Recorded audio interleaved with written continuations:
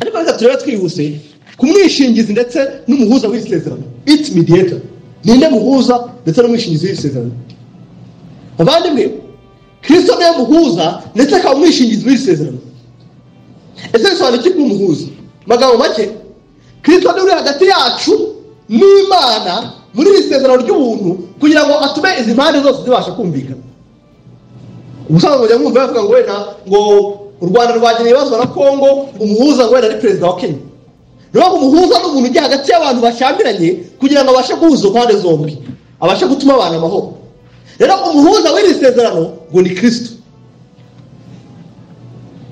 Kuko Imana yera kandi ikaba ikiranuka, ntabwo ibasha kugirana igihango n'abantu ngo abantu babashe kugisohoza bitabazaniye urupfu nk'uko byagerekeye Adamu. Ntabwo isezerano ryari unmediated, ryari ridafite umuhuza, byazaniye Adamu urupfu kubera ko Imana yera, Adamu akaba umuntu. Imana yagennye ko iri sezerano ritazigera rikuka, rero riba harihagarariwe n'umuntu utunganye, akaba n'Imana mwana ari we Yesu Kristo wabandimwe. Uyu niwe wenyine waba qualified guhagarara isezerano ritazigera rihanguka. Abaheburayo 8:6 haravuga ngo ariko noneho umurimo Yesu yahawe urusha uwabo kuba mwiza, kuko ari umuhuza w'isezerano riti ryabo, kuko ryakomejwe n'amasezerano ruta ayabo. Umuhuza w'isezerano riruta iryabo. He is a mediator of a better covenant. Umuhuza w'isezerano riti ryabo. Mu gihe isezerano rya mbere Imana yagiranye n'ubwoko bwayo ari naryo bishe, umuhuza waryo yari umuntu umunyantege nk'abo. Ariko iri ngiryo umuhuza n'Imana muntu, ni umukiranutsi iteka kandi utabasha kurerwa umurimo we na gato. Uyu ni umuhuza w'isezerano bavandimwe. Yohana 1:17 mu butumwa bwiza, Yohana avuga ngo kuko amategeko yatanzwe na Mose ariko ubuntu n'ukuri byo byazanywe na Yesu Kristo.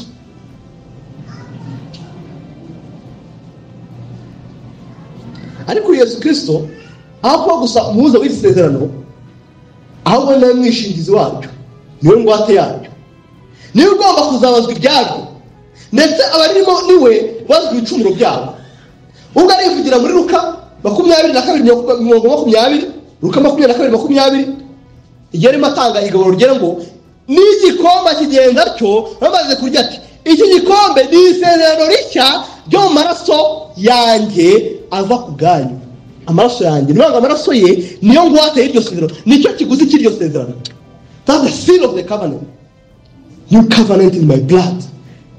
Ntabwo ari amaraso yari kwikuramo wagenda yangize ku wenda ahantu nk'uko Mose yafashe amaraso y'inyamaswa akayangiza ku gitabo no ku mwenda no ku isanduku no ku bantu. Oya, ahubwo amaraso yari kuvuga ni urupfu rwe ubwarwo rwagomba kuba inyishyu y'icyo aba bantu basabwa kugira ngo baryinjiremo.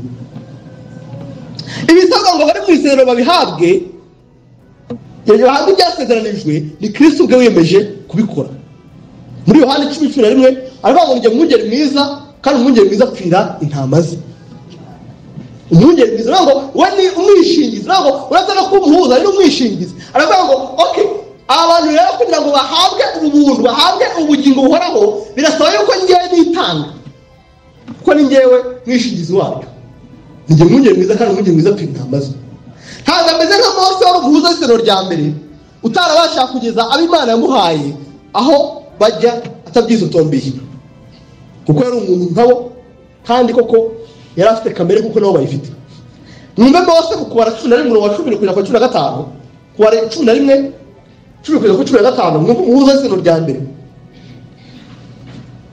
Mose yumva abantu barira, umuntu wese arirana n'inzu ye, barira mu miryango y'amahema yabo, barimo kurizwa nyine nuko ngo batabonye ibyo kurya babonaga muri Egiputa n'ibindi. Uburakari bw'Uwiteka bukongezwa cyane bibaza Mose. Mose abwira Uwiteka ati niki gituma ugirira nawe umugaragu wawe?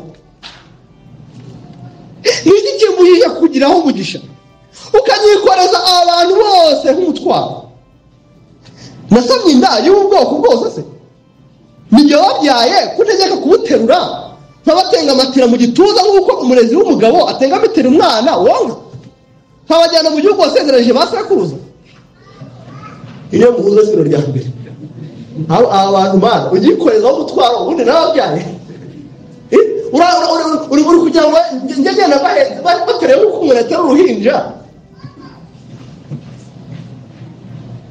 ngo mpaka baje mu gihugu wasezeranyije nakuraho inyama zo kugaburira ubu bwoko bwose kubandirira imbere bati duhe inyama tuzite